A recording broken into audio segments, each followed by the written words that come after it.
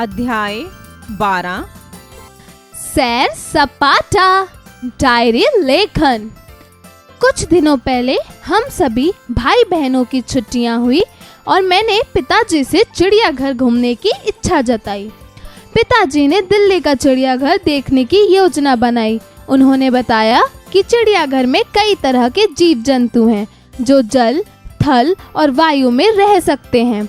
इतना सुनते ही मेरी खुशी का ठिकाना ना रहा कि मुझे यह जानने और देखने का अवसर मिलेगा कि चिड़ियाघर में जानवर किस तरह अपना जीवन व्यतीत करते हैं। जानवर और पक्षी।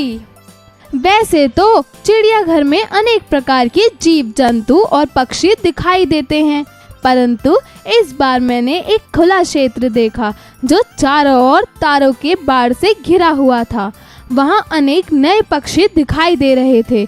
वहाँ बड़े आकार के तोते भी थे जो अपनी बड़ी और लाल चोंच से इतना चहचहाट कर रहे थे कि आसपास का वातावरण शोरगुल से भर गया था। साथ में पिंजरों में दूसरे पक्षी भी थे जो धीमे स्वर में चहचहा रहे थे। एक पिंजरे में हमने बड़े आकार के उल्लू देखे तो अपनी गेंद जैसी बड़ी आंखों से हमारी ओर घूर रहे थे। बाघों को जिस गुफा क्षेत्र में रखा गया था वो बिल्कुल प्राकृतिक बास की तरह लग रहा था, जहां बाघ के छोटे बच्चे अपनी बाघिन माँ के इर्द गिर्द मंडरा रहे थे। मगर बाघिन आरामदायक मुद्रा में थी क्योंकि वह गहरी नींद में सो रही थी। कुछ आगे चलने पर हमने बंदर को उधम चौकड़ी मचाते देखा। वे एक दूसरे की पीठ खुजलाते हुए खूब जोर जोर से चीख पुकार करते हुए एक डाल से दूसरी डाल पर कूद रहे थे। वे इतने व्यस्त प्रतीत हो रहे थे मानो उन्हें किसी ने पहले ही बता दिया हो कि चिड़ियाघर में मेहमान आ रहे हैं।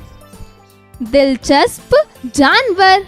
मुझे चिड़ियाघर का सबसे चुस्त जानवर ऊदबिलाव दिखा जो एक बड़े से तालाब में मजे से तैर रहा था। वहीं दूसरी ओर तालाब में दरियाई घोड़ा सुस्ती फैला रहा था। ऊदबिलाव के बच्चे अपने पिता की गतिविधियों का अनुकरण करते दिखे। ज्ञानवर्धक सैर।